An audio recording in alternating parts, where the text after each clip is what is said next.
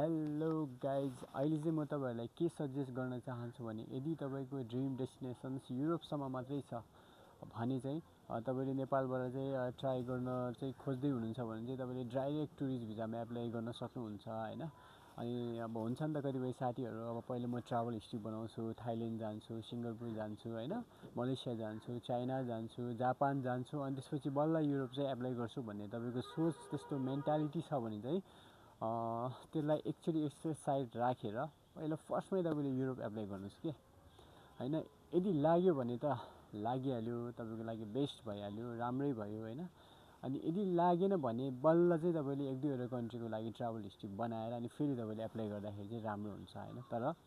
तर डेस्टिनेसन चाहिँ तपाईँको युरोपसम्म मात्रै छ भने चाहिँ किन यताउति गरेर तपाईँको खर्च गर्ने होइन, किन तपाईँको टाइम वेस्ट हुन्छ, खर्च हुन्छ होइन। तर फर्स्टमै तपाईँले चाहिँ एप्लाई गर्नुभयो अनि ट्राई गर्नुभयो भने चाहिँ तपाईँको लाग्यो भने त तपाईँको लागिहाल्यो नि होइन।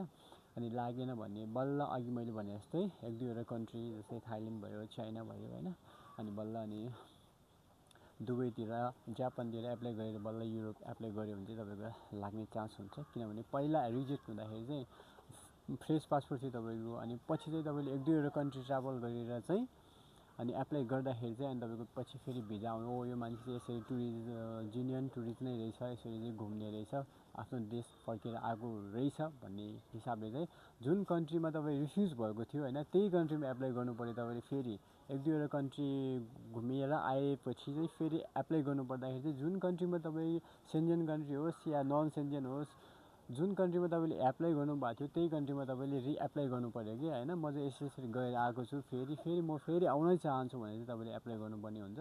त्यो भएको कारण त्यसरी एप्लाई गऱ्यो भने चाहिँ तपाईँको भिजा लाग्ने चान्स 99% एकदम राम्रो बेस्ट हुन्छ। सो त्यही भएर कारणले यताउति ट्राभल हिस्ट्री बनाएर चाहिँ टाइम वेस्ट नगर्नुहोस्, आफ्नो पैसा खर्च नगर्नुहोस्।